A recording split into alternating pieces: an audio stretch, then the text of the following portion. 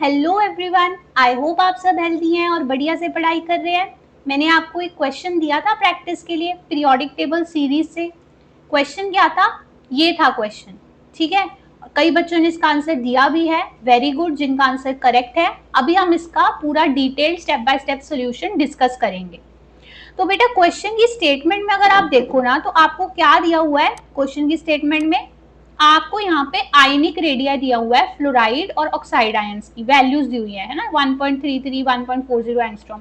और आपको नाइट्रोजन के लिए कोवलेंट रेडियस की वैल्यू दी हुई है, ये वाली 0.74 एंगस्ट्रॉम। तो आपको तीन स्पीशीज के साइजेस दिए हैं, फ्लोराइड आयन, ऑक्साइड आयन और नाइट्रोजन एटम, राइट। और आपसे जो ये स्टेटमेंट बेस्ड क्वेश्चन है, देखो 4 ऑप्शंस में 4 स्टेटमेंट्स हैं और हमें करेक्ट स्टेटमेंट बतानी है। बट वो किसके लिए? एक फोर्थ स्पीशीज, ये वाली M3 minus the nitride ion, इसके आयनिक रेडियस, इसके साइज के बारे में हमें करेक्ट स्टेटमेंट बतानी है। सो टोटल इस क्वेश्चन में बेटा fluoride, oxide ions, nitrogen atom और नाइट्राइड आयन, 4 स्पीशीज की बात हो रही है।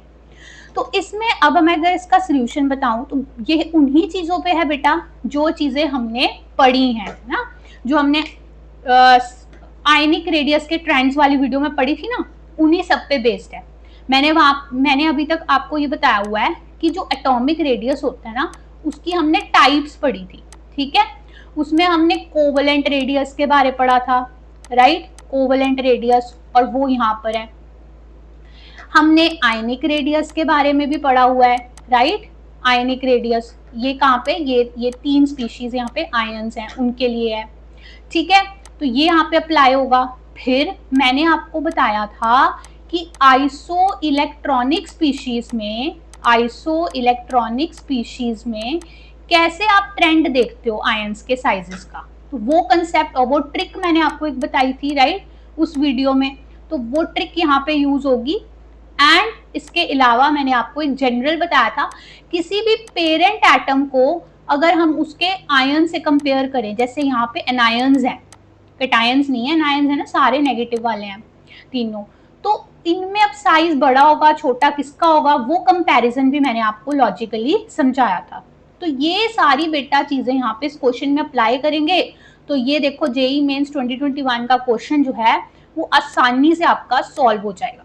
तो आओ शुरू करते हैं। हमें क्वेश्चन में जो स्पीशीज दी हैं वो कौन कौन सी हैं? एक फ्लोराइड आयन है बेटा, एक ऑक्साइड आयन है, नाइट्रोजन के एटम के बारे बात हो रही है और नाइट्राइड आयन के बारे। ठीक है, तो ये नाइट्रोजन एटम का हमें कोवलेंट रेडियस दिया हुआ है, ठीक है, और ऐसे ही होता है। और इन सबके आयंस हैं तो आयनिक रेडियस की वैल्यूज दी हुई हैं। अब मैं अगर आपको एक बात बताऊं ना, तो इन जो वैल्यूज है ना, इनका यहाँ पे कोई ऐसा सिग्निफिकेंस नहीं है, क्योंकि आपका क्वेश्चन स्टेटमेंट बेस्ड है। आपको वैल्यूज पे नहीं खेलना, एक तरह से डमी इंफॉर्मेशन है, लेकिन आपको लगाने हैं यहाँ कॉन्सेप्ट। तो कॉन्सेप्ट पे मैं आप अगर चलूँ तो देखो, सबसे पहले यहाँ पे जो कॉन्सेप्ट लगेगा वो ये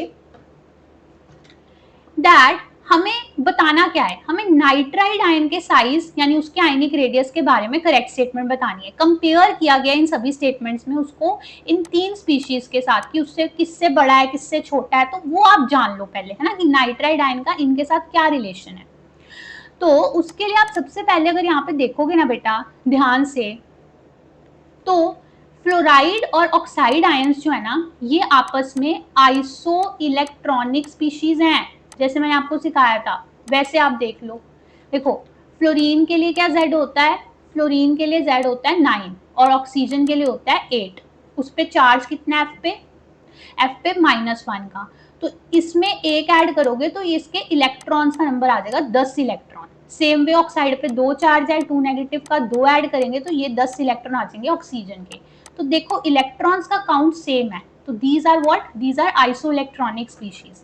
ठीक है, और अगर आप ध्यान से देखो तो जो ये नाइट्राइड आयन है ना, नाइट्राइड आयन भी इन दोनों के साथ आइसो इलेक्ट्रॉनिक ही है। क्यों? क्योंकि नाइट्राइड के लिए अगर आप नाइट्रोजन का Z देखो वो क्या होता है 7, 3 माइनस का चार्ज है 3, इसमें बेटा ऐड करोगे तो 10 इलेक्ट्रॉन आ रहे हैं, 10 इलेक्ट्रॉन आ रहे हैं नाइट्राइड के लिए भी।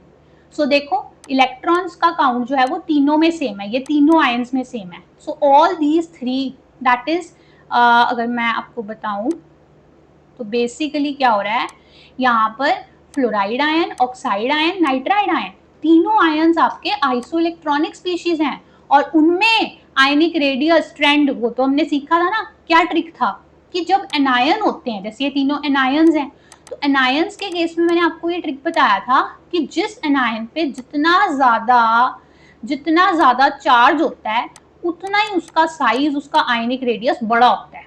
तो इन तीनों में सबसे ज्यादा चार्ज किस पे है? इस पे, ये नाइट्राइड आयन पे, राइट। सो इसका साइज जो होगा बेटा सबसे बड़ा होगा। उसके बाद होगा ऑक्साइड आयन का साइज, क्योंकि इस पे है 2 नेगेटिव चार्ज, और फिर फ्लोराइड आयन जिसपे सिर्फ 1 माइनस का चार्ज है। सो जितना ज्यादा चार्ज किसी आयन पे आइसोइलेक्ट्रॉनिक स्पीशीज में, उतना ही उसका बड़ा साइज होता है। डायरेक्टली हम ये वाला ट्रिक लगाते हैं, राइट। सो नाइट्राइड आयन ये 3 माइनस के साथ सबसे ज्यादा चार्ज है, बड़ा साइज होगा, फिर 2 माइनस वाले ऑक्साइड का, फिर फ्लोराइड का 1 माइनस। तो ये ट्रेंड होगा, यानी ये चीज मेरे को यहाँ से मेरा कंक्लूजन मुझे ये समझ आ गया कि नाइट्राइड आयन जो है वो ऑक्साइड आयन और फ्लोराइड आयन दोनों से ही बड़ा है, राइट, दोनों से ही बड़ा है। अब देख लेते हैं कि नाइट्राइड का इस नाइट्रोजन एटम से क्या रिलेशन है।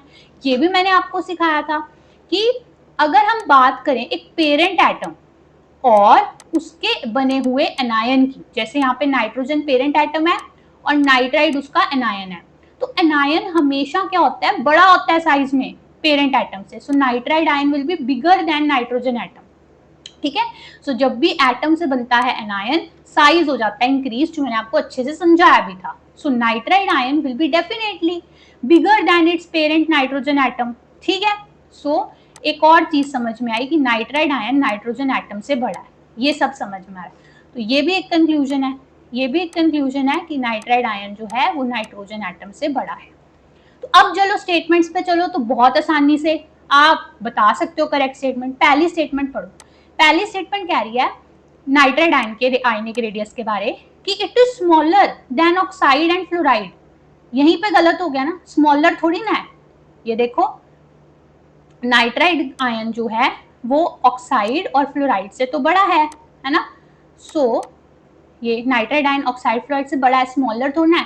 तो ये स्टेटमेंट आपकी रॉन्ग होगी। सेकंड स्टेटमेंट देखो, सेकंड स्टेटमेंट कहती है it is bigger than fluoride and nitrogen but smaller than that of oxide. नहीं, ऑक्साइड से थोड़ा ना स्मॉलर है, ये ऑक्साइड से भी तो बड़ा है। ये देखो नाइट्राइड ऑक्साइड से भी बड़ा है, तो ये भी स्टेटमेंट रॉन्ग हो गई। थर्ड स्टेटमेंट क्या कहती है? It is bigger than oxide and fluoride. हाँ, ये सही बात है, यहां तक ये जो स्टेटमेंट बोल रही है ये करेक्ट है।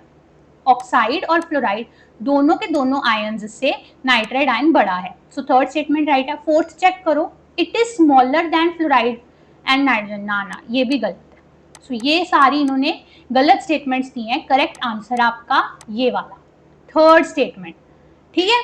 सो इन शॉर्ट बेसिकली क्या है कि ये जो नाइट्राइड आयन है ये आपका nitrogen atom, oxide ion, fluoride ion तीनों स्पीशीज से बड़ा है। यही चीज हमने देखी है यहाँ पर बेसिक कंसेप्ट्स लगाकर, ठीक है। तो ये स्टेटमेंट सही है जिधर वो बोल रहा है कि ऑक्साइड फ्लोराइड से बड़ा है, ठीक है। बाकी स्टेटमेंट्स में उसने कुछ ना कुछ आधी स्टेटमेंट करेक्ट आधी इनकरेक्ट ऐसे चल रहा है। अब यहाँ पे अब मैंने आपको कहा था ना, ये जो वैल्यूज दी हुई हैं इन वैल्यूज का यूज नहीं आया कहीं, है ना। ये जो वैल्यूज दी हुई है इन वैल्यूज का यूज तो आया ही नहीं।